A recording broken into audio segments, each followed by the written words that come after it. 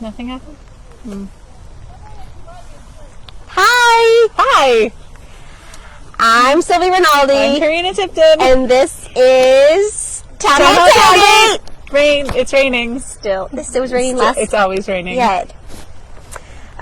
So we are tailgating the town of. I'm going to move my umbrella over so there's not like microphone feedback here. Town of Montgomery Planning Board. Today is July 12th, 2021. Yes.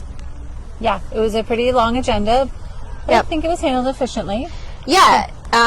Two main topics that I think we should talk about tonight. Right. There were a couple smaller things on there, but I think two really worth updating on.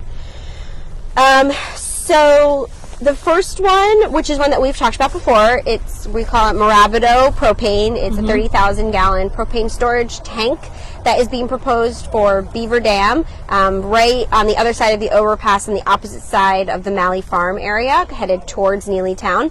That has been in front of the planning board for several months. There was some discussion. Public comment period was continued to be open, so the public had a chance to talk. And I want to give you an opportunity because Karina had some really good public comments, and I think that it was worth bringing up to the tailgate to say what you said. Okay. Well, so there was a few comments. People had some follow-up on the fire suppression. I think several people still feel like they have not received a clear answer on their questions that they've asked the board, and I think that's a valid criticism. What I brought up was some photographs that some folks had taken as you're driving down Beaver Dam Road. One of the big questions about putting this propane storage tank in is that these huge tanks full of propane are going to be making a left-hand turn across Beaver Dam Road right next to the overpass, and it's a pretty blind curve there. So I showed some photographs that have been taken by some of the people that live on Beaver Dam Road, and I asked the planning board to reevaluate if they were really asking Moravido to do everything that they should be doing to fix the traffic issues in that location. And the planning board, it sounds like they feel like they are doing everything that they should be doing. I mean, I think somebody did bring up a point that the problem is for people who are driving kind of from the village of Montgomery out towards Neelytown under the overpass, and what's going to be happening is the trucks going into the propane are going to be making a left turn, a slow left turn, and if somebody coming down is going to have enough time to stop, even though the speed limit is 30 miles per hour, what is actually a speed limit. Right. And the planning board's engineer? The engineer had said that they did an analysis and there should be enough time. Somebody could actually go up to 67 miles an hour and still have time to stop, which everyone in the audience was like, with the best brakes ever. My car is not that great. But one of the things that people brought up was that analysis done for cars or the box truck size for the FedEx trucks, which we know go up and down Beaver Dam because they go to get their gas that way. So he had not done it for cars. I think that was worth looking into, but I don't know if they committed to doing additional analysis on it. No. But they didn't seem like opposed to it. They just didn't really confirm a next step.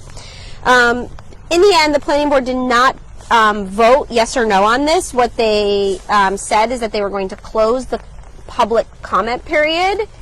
And, sorry, I got to move my umbrella. They're going to close the public comment period and continue to review the document, which is their negative declaration, which goes over what constraints are going to be regarding this site plan, right? Yeah, it basically lays out exactly what the applicant has agreed to do during this entire process. It's in one document. We've seen negative declarations. I feel like they were like 50 pages long, like the size of the project. It could be very long or it could be very short. Right. It's a form, but it is a legal constraint that's placed on the applicant. Right. And these are the things that we've talked about, right? Like the fire suppression and all that kind of stuff. Right. That's going to be in the neg deck in writing as a legal document. All right. So more to come on this one. Yeah. The other big project is something called Ridge Road Holdings, I believe, which is a hydrovac and contractor/office space construction project. It's on Ridge Road.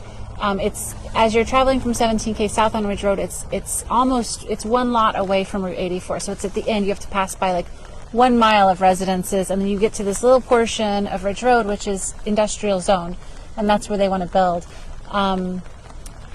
basically they've got property on both sides of Ridge Road, and the applicant owns a hydrovacking operation, which basically is a way to remove dirt out of the ground without digging it. So you just kind of get it all soupy, you slosh it around with some water. I'm using very broad, these are technical engineering terms. So you get it all soupy, you slosh it around with some water, and then you pump it back into the truck, and so you have this slurry that's in the truck. Like a huge shop vac.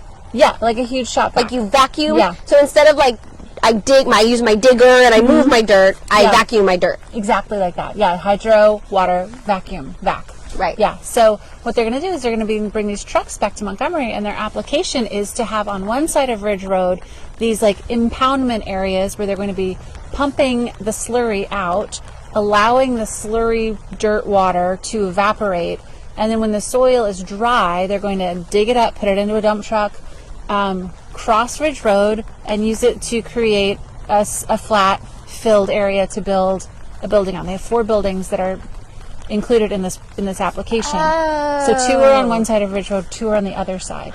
Yeah, it's very complicated. So they I understand that they dry out the slurry. Yeah. And then they put it in like a bay to dry out. Now I don't know what a bay looks like. If it's something you dig or something that's like I don't know if it's covered or not. I believe it's just they're just putting it into like a shallow pool kind of situation. Okay, so they like pump the slurry out, and they must have multiple bays because if you keep pumping, it'll never dry out. And then when it dries, they move it over to the construction site and use it to build. And they said like 5 buildings total. Right. And then they're going to sell those buildings to tenants, to industrial tenants. Yeah. Yeah, it's really complicated. There's a lot of, but this was just a presentation. It hasn't gone to public hearing yet. Right. This wasn't the first time that they came before the board, but it happened, like, they spoke to the board last year, but I was not watching that meeting at the time. I think I was at that meeting. It was, or maybe not. It was in September. Okay. And we haven't heard anything about it.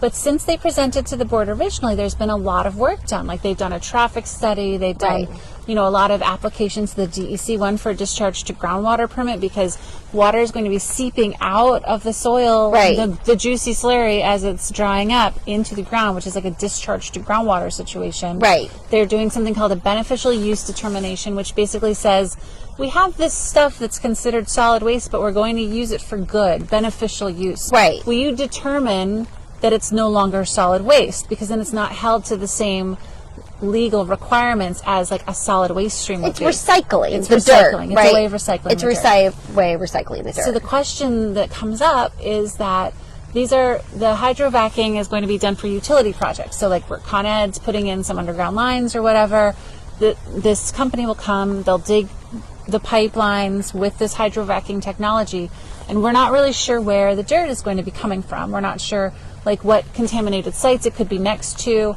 The applicant's engineers did say that first they screen the site locations against the New York State spill database to confirm that it is not an actively contaminated area, but like it's just there's no sampling included. So basically Montgomery, the planning board, and the DEC are kind of at a point where they're going to say if they approve this, it's cool if we don't know where the soil's coming from. Just pile it up over here. Yeah, I mean, I am absolutely brand new to hydrovac information. This is like, I mean, I just have to point out, like, the planning board has to go from, like, propane storage to hydrovac and, like, know all of these and learn them, right, on the fly if they don't have one. So I'm learning about, I didn't know that hydrovac even existed. Oh, yeah. And obviously, once it, like, made sense to me, they pump it out, and then you have to bring it somewhere. Well, that's what we're trying to propose, is bringing the dirt somewhere. But they said, the applicant said right then, they look on the DEC website to confirm that where they are going to suck up the dirt does not have an active spill on it. Right. But that isn't 100%. Yep. So their backup is to have the truck operator smell the dirt and look at it. Yeah. And if they see a sheen or smell an odor, then they will do something, but they didn't say what. Right, and I do have some questions. I have some questions about that. Right, so there are these devices. There's these handheld devices that you can use. In my job, we do a lot of invasive work. We do soil borings, and we have to use this thing that's called a PID. It's a photo ionization detector, and it's got like a little flame in it, and if there's a vapor which causes an odor that's coming out of the soil, it'll trigger a reading. So I'm like, are you just going to let the guy like waft it towards his face? Like, I don't know if you remember from high school chemistry, you never stick your nose into the beaker, you're always wafting it. Like, is that what the fellow is going to do, or will he have an actual piece of a tool to like do this? So they did not mention a tool, No. and they mentioned it multiple Just gonna times smell it. that it was odor and sight. Right. So it's looking at the dirt, looking at the slurry, and if they see a sheen or smell something, I am super worried about that as And I don't know what how the they standard look at is. the I don't. Like, is there going to be like, does it go into a tub first and then it goes into the No, truck? they didn't I'm not say that. sure I how think it's going to be right. looked And you at. obviously can't see it when it's in the truck. Right. So, do you have somebody Like who's it's a coffee standing maker there? with one of those glass sides on it. No. So, like, you're standing there watching it go out. Are you like waiting? And then what happens if there is a sheen? And now you've dumped it all into your bay. Let me tell you, I'm I not have two comfortable with that cautionary as tales. no testing. I know that we're running short on time. I have two cautionary tales. Once, I was doing a project somewhere where we were doing an actual treatment of impacted groundwater that involved us injecting something into the ground to help the groundwater be remediated. The guy didn't clean the truck out before he showed up, and so we injected something plus something else into the ground, and then we had to deal with it. The second cautionary tale is another site I had.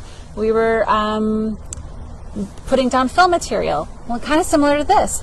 The guy didn't clean out his truck before he showed up, and I'm walking around the site, and I'm like, it smells like jet fuel over here.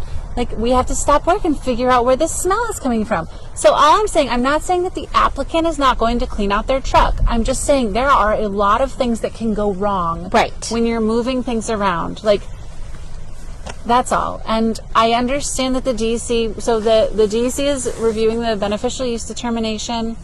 They're waiting on the discharge to groundwater permit, which I believe may have a public comment opportunity required. I'm not sure, but I'll follow up with that. And then after that, the planning board will, they'll continue to move through the process. They're still going to have a public hearing, I think, for this I think project. so. But it sounds like the thing that makes me uncomfortable is they've gotten so far. Like, Right. the applicant has spent so much money on engineering consulting. Right. That you kind of sit there and you're like, Well, and the two things that I want to bring up that I think we should bring up before we finish is that, number one, Ridge Road is right now pretty much 100% residential, with the end being correctly zoned for I-1, which, meaning that they're trying to put I-1 appropriate things on I-1 zoning at the end of Ridge Road.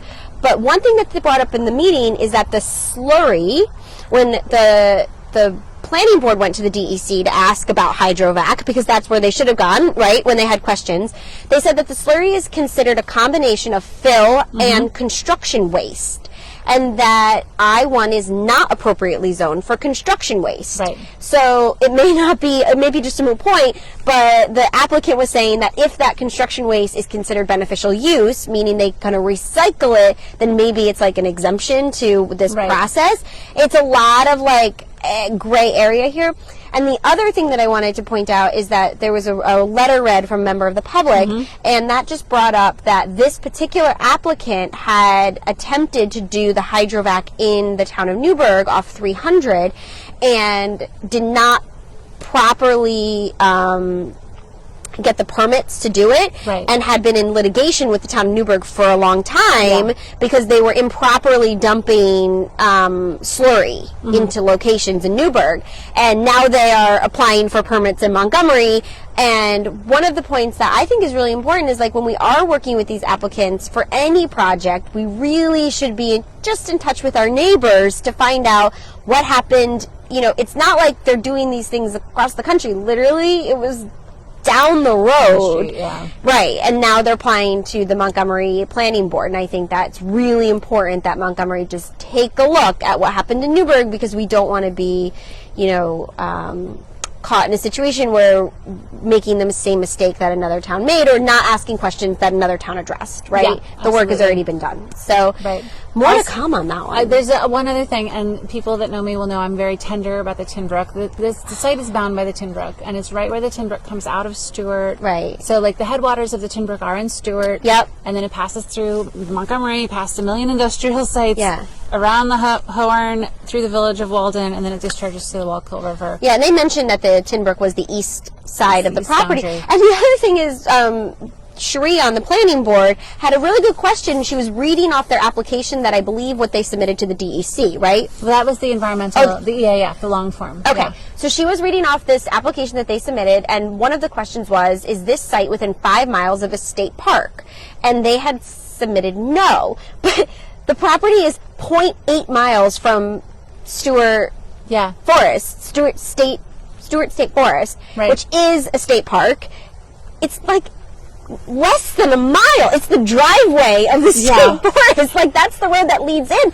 And she was like, you're within, it's not even 4.9, it's 0.8 miles. And you wrote no when the question was within 5 miles. Yeah. And I'm just thinking to myself, like, who filled out this application? You And right? was it splitting hairs? Was it state park versus state forest? Like, were they, well, it's a state forest. I don't know. But it is just down the road from the Colden Manor also, which Yeah. is, I don't know if that's a state historic landmark or not, but that's another historic Right. thing.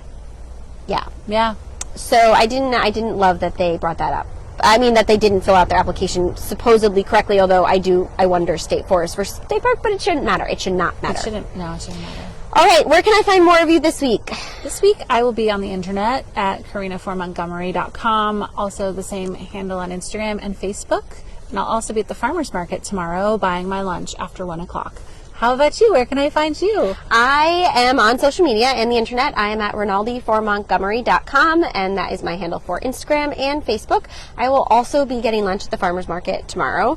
And there was something else. Oh, this week is the town board meeting on Thursday. Karina is going to be traveling, so we are going to hopefully be able to tailgate with you in Colorado and me in New York. Yes. Remotely from like a Zoom. We'll see how that goes. It might be filmed and then published after, but Right. we'll watch along and, you know. Don't worry, you'll still get some hot takes. But we just won't be in the parking lot. This might be stale hot takes. What is a stale? They'll be wet hot takes. We'll be dry. Dry hot takes. For sure. All right. Have a good night. Have a good night. Bye. Very good. Are we still filming? Hi, Mom.